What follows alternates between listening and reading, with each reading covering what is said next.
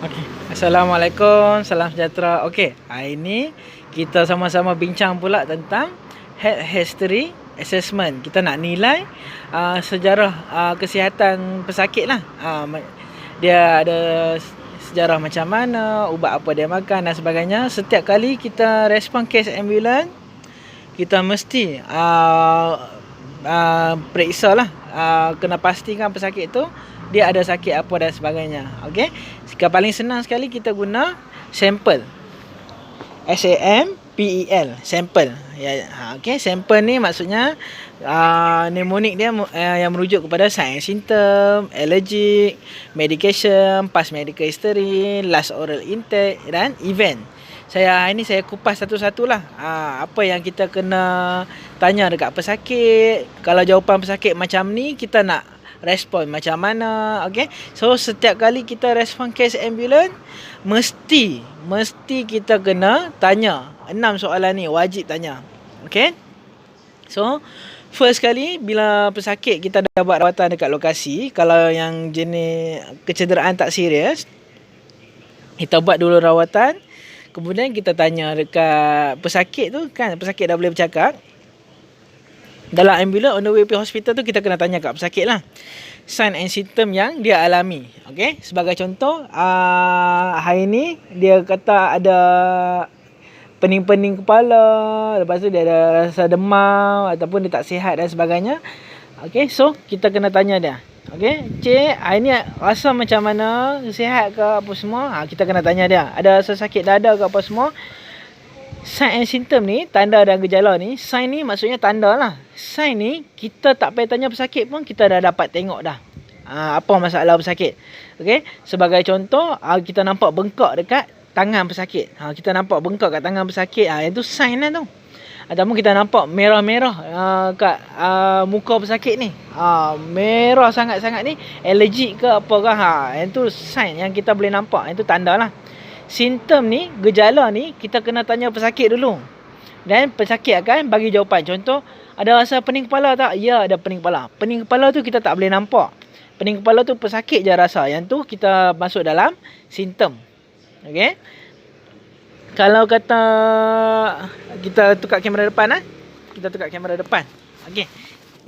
Okay, so sign ni kita tak payah tanya pesakit pun, kita dah tahu dah. Kita dah boleh nampak dah. Okey. Simptom ni kita kena tanya pesakit, cik ada sakit dada tak? Orang yang sakit jantung kan. Cik ada sakit perut tak? Kalau lelaki sakit jantung selalu tanda dia sakit dekat dada. Dia rasa sesak nafas, sakit kat dada. Kalau wanita pula selalunya dia sakit perut tau. Tapi sebenarnya dia nak jadi heart attack. Okay, sign and symptom dia sakit kat perut. Tapi dua-dua sama, akan berpeluh sejuk, kulit jadi sejuk apa semualah. So wajib tanya sign and symptom. Kita nak pastikan apa yang sedang pesakit alami lah. Okey, lepas dah tanya sign and symptom, kita kena tanya, cik ada alergi apa-apa tak? Okey, kalau Chinese dia cakap mingkan. Yo semua mingkan mah.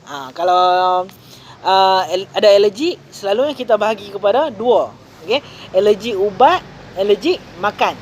Ada tak alergi makanan? Contoh seafood, ataupun kalau GCPD dia tak boleh makan kacang parang dia tak boleh makan. Ada setengah alergi makan apa? Ajinomoto. Ajinomoto tak boleh. So alergi makan lah tu. Yang kedua alergi ubat. Ada setengah alergi Panadol. Okay? Walaupun Panadol tu ubat yang common, yang kat kedai runcit pun ada jual, tapi ada setengah alergi Panadol lah. So kena hati-hati sebelum bagi ubat apa-apa kat pesakit, kena tanya dulu, ada tak alergi ubat apa-apa. Okey, ada setengah orang alergi antibiotik. Antibiotik ni tak boleh, antibiotik ni yang tak boleh kan. Ada setengah orang alergi ubat sesama, macam-macam alergi lah. So dia tak sesuai dengan ubat tu, badan dia tak sesuai ubat tu. So kita tak akan bagilah. Kita takut bila kita bagi ubat tu, dia jadi alergi, jadi merah-merah, ruam merah, dia jadi bengkak-bengkak kulit dia, bintik-bintik ruam tu naik. Lepas tu yang paling kita risau sekali, dia tak boleh nafas. Dekat tekak dia ni, sini akan bengkak. So saluran pernafasan dia jadi sempit, tak boleh nafas. Sebab tu kita wajib tanya alergik. Ada tak alergik apa-apa? Okey. Dalam ambulans on the way pergi hospital, kena tanya 6 soalan ni lah. Okey. Yang seterusnya medication. Okey, ni staff nurse Siti Rohani. Dia tanya lactose intolerance pun ada jadi jugalah. Dia tak boleh minum susu.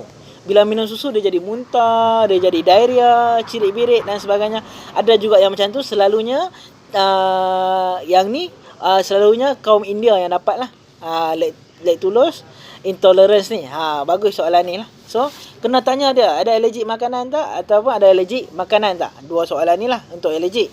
Kemudian kita tanya pesakit, ada makan ubat apa-apa tak sekarang? Contohnya, ubat darah tinggi, ubat kecil manis. So, kalau dia kata ada makan ubat darah tinggi, bila kita cek BP, kalau dia tinggi tu mana kita tahulah pesakit ni memang ada darah tinggi. Tanya dia, hari ni dia makan ubat tak? Kadang walaupun dia ada darah tinggi, hari ni dia tak makan ubat lagi. So wajib tanyalah dia ada makan ubat apa-apa lagi tak. Okey. Ada setengah orang suka makan ubat painkiller kan. So kena tanya ubat apa yang dia makan. Kadang dia dah makan ubat painkiller, dia tak rasa sakit sangat, tapi sebenarnya inilah tengah mengalami sakit jantung dan sebagainya, kita tak tahu kan. Kemudian past medical history. Hari ni nak cerita panjang ni, past medical history. Panjang sikit, okey. Wajib tanya, dulu ada sakit apa-apa tak? Okay, dari kecil ada sakit apa-apa tak? Contoh asma. Asma kena tanya masa kanak-kanak saja ke ataupun masa dewasa pun masih jadi asma. Okey, kalau kanak-kanak saja asma, kita panggil childhood asma lah. Masa kanak-kanak je jadi serangan asma tu, masa dewasa tak jadilah. Okey. Contoh dia beritahu, saya dulu ada TB. Jangan takut tau. Okey, perawat jangan panik. Kita kena tenang. Dia kata dulu saya ada TB, tanya dia balik. Kalau cik ada TB, dah habis ke rawatan 6 bulan? TB ni, orang yang kena TB ni hari-hari kena pergi klinik, kena makan depan staf klinik tu. Ubat TB tu, ada berapa biji ubat tu kena makan, berapa jenis ubat tu kena makan. Hari-hari selama 6 bulan berturut-turut, tak boleh miss. Kalau miss satu hari, kena start balik rawatan tu. Dia kena mula balik rawatan tu dari awal lah. Okay. So, kena tanya pesakit, habis dah rawatan 6 bulan tu. Kalau dah habis, lepas tu kata confirm tak ada aktif TB dah, tak ada masalah, jangan takut. Okey. Kalau dia kata tak habis lagi, masih ada rawatan lagi, baru kita bagi pesakit mask. Kita pun kena pakai mask. Okey. Kita bagi pesakit mask supaya dia tak jangkit dari orang. Kita pun sebagai perlindungan diri kita pakai PPE, kita pakai mask 95 tu. Okey. Supaya kita lindung diri kita daripada dijangkiti TB. TB ni selalunya, kalau dulu agak asing lah, sebab orang Malaysia ni daripada awal dia dah injek BCG. Masa lahir-lahir dah injek BCG. Untuk nak elak, dia vaksin BCG tu yang sekarang ada parut kat lengan kiri ni, orang Malaysia ni, untuk elak TB. Tapi vaksin tu dia selalunya untuk masa kita kanak-kanak sajalah. Dah dewasa, kalau kita bergaul dengan pesakit TB, boleh dapat juga jangkitan TB tu lah. Tapi kalau dapat kes dia kata TB, jangan terkejut, jangan terus halau dia keluar dari ambulans, jangan lah.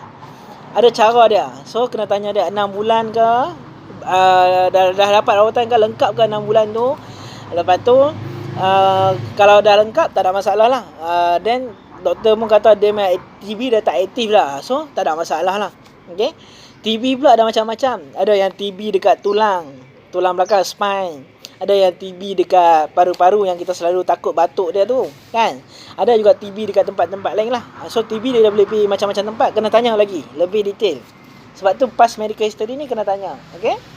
Lepas tu dia kata ada sakit jantung dulu, dia pasang bateri. So bila dia pasang bateri, pasal apa penting kita tanya soalan ni? Sebab kalau dia pasang bateri, masa nak pasang AED nanti, kalau perlu pasang AED nanti, kita kena jarak dalam 2 inci daripada kawasan yang dia pasang bateri tu. Dia tak mau bateri tu rosak. Okey. Lepas tu ada penyakit apa lagi yang serius? Dia kata dia ada HIV. Dia kata ada HIV, jangan takut. Okey, jangan halau dia keluar daripada ambulans. Hang keluar. Ada HIV. Okey, jangan buat lagu tu. Okey. So kalau dia kata dia ada HIV, tak apa. Kita jangan panik. Okay, kita tenangkan dia diri. Kita tanya dia, ada makan ubat tak untuk HIV kan? Ada AIDS tu, ada makan ubat tak? Lepas tu kalau dia tak berdarah, kita pun tak payah risau, sebab kita tak perlu dia boleh jangkit melalui darah kan. So kalau kita tak luka, Lepas tu kita pakai glove, kita sentuh dia pun kita ni lah, risiko nak dijangkiti HIV tu kurang. Sebab tu kena pakai glove. Okay. Kalau dia kata ada HIV, kita pakai double glove. Okay. So untuk melindungi diri kita daripada dijangkiti HIV tu. Okay. So pastikan darah dia tak ada dekat kulit kita lah. Ya, kita takut kena dekat kulit kita. Tapi jangan halau dia keluar dari ambulans. Ada cara dia. Kita guna PPE untuk lindung diri kita. Kalau ada setengah pesakit, kita tak payah sentuh dia pun, jadi tak payah risau lah walaupun dia ada HIV. Okay. Lepas tu, apa lagi sakit yang orang risau yang orang takut? Kalau orang sebut je takut. Okay. Ada macam-macam sakit lah. Okay. Yang selalu kita yang paling kerap kita dapat bila kita tanya past medical history, dia akan kata kencing manis, darah tinggi lah. Kencing manis, darah tinggi. Then kalau sawan, lepas tu patient pula ada kencing manis, kita kena tengok tau. Kalau kes sawan, patient ada kencing manis, kita kena tengok sebab gula yang terlalu rendah ataupun gula yang terlalu tinggi boleh menyebabkan sawan. Okay. So kita kena tengok past medical history dia, kena tanya dia lah. Okay. Lepas tu soalan yang kelima, last oral intake. Kena tanya dia last oral intake, last dia makan pukul berapa. Okay. Sebab apa? Kalau dia perlukan pembedahan kecemasan, kalau dia perlukan operation yang emergency, dia perlu puasa sekurang-kurangnya 6 jam. Sebab tu kalau patient accident, kita tak boleh bagi dia minum air, tak boleh bagi dia makan, tak boleh bagi dia merokok apa semualah. Sebab kalau tiba-tiba kecederaan kat kepala yang serius, dia perlukan pembedahan segera, dia nak kena tunggu 6 jam baru dia boleh buat pembedahan. So sangat-sangat bahaya. 6 jam ni sangat penting. Kalau patutnya dia tadi sebelum accident dia dah makan 2 jam, so dia kena tunggu 4 jam je. Tapi sebab tadi dekat accident kita bagi dia minum air, dia kena tunggu 6 jam pula baru boleh operate. Kan bahaya kat dia, kan? So kena tanya last oral intake ni bila. Dan yang paling penting, event. Kalau accident, macam mana terjadinya accident tu? Motor langgar kereta ke, motor dari belakang langgar kereta, yang keluar tiba-tiba langgar sisi kanan kereta. Kena tahu event tu jadi macam mana. Okay? Kalau sakit jantung, tadi saya bangun pukul 3 pagi, saya rasa tak sedap, dada rasa sakit. Lepas tu menjala kebas tu sampai lengan kiri. Tu tanda-tanda jantung lah tu. Kena tahu event ni apa berlaku dekat pesakit, supaya kita boleh bantu pesakit dengan lebih baik lagi. Kita apa masalah dia, kita cuba selesaikan lah. So sini ada komen, saya pernah alergi ubat antibiotik, tapi jenis ubat saya tak ingat. Bagaimana saya nak tahu kalau antibiotik tu yang saya tak boleh makan? Selalunya kalau di hospital kerajaan, kalau kita pernah alergi apa-apa ubat, dia akan terus bagi kita satu kad kuning tau. Kad alergi dia. So kita boleh simpan dalam dompet kad tu. Dia akan tulis nama ubat yang kita alergik tu. Okay? Dia akan tulis nama ubat yang kita alergik tu. Dan setiap kali kita jumpa doktor sehingga akhir hayat lah, kita tunjuk kad kuning ni, doktor pun tahu dah ubat ni yang patient tak boleh makan, dia jadi alergi. Okay. So kalau tak ingat, yalah, tak boleh buat apa lah kan. Tapi kalau lepas ni ada alergi lagi, minta doktor kad kuning, ataupun minta doktor tulis nama ubat tu, kita simpan dalam dompet kita. Apa-apa berlaku, tunjuk je, ini jenis ubat yang saya alergi, tak boleh makan. Ni soalan yang bagus lah ni. No? Okay. So untuk setiap kali kita bawa pesakit ke hospital, ambulans dah ambil pesakit dari lokasi, on the way pergi hospital, ada 15 minit, ada 10 minit, tanya pesakit 6 soalan ni. Sign and symptom, allergic dia, medication dia, past medical history, dulu ada sakit darah tinggi ke, kencing manis ke, asma ke. Lepas tu last oral intake, last makan tadi pukul berapa.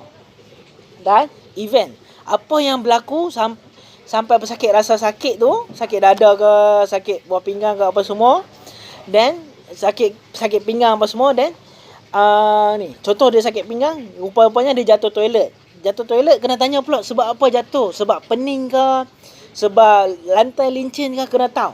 Kalau pening, doktor mungkin kena cek gula dia, gula kurang apa boleh jadi pening. Kalau lantai licin, tak payah cek dah lah, lantai memang licin, badan tak boleh balance dan jatuh sakit kat pinggang. So event ni sangat-sangat penting. Kita nak tahu mechanism of injury, macam mana sampai boleh tercedera, macam mana boleh sakit. Okey. So kalau tak ada apa-apa soalan, hari ni saja, setakat ni saja live kita. Terima kasih kerana menonton. Kalau apa? Kalau ada apa-apa soalan boleh komen dekat bawah tu. Nanti kita cuba jawab sama-sama. Terima kasih semua.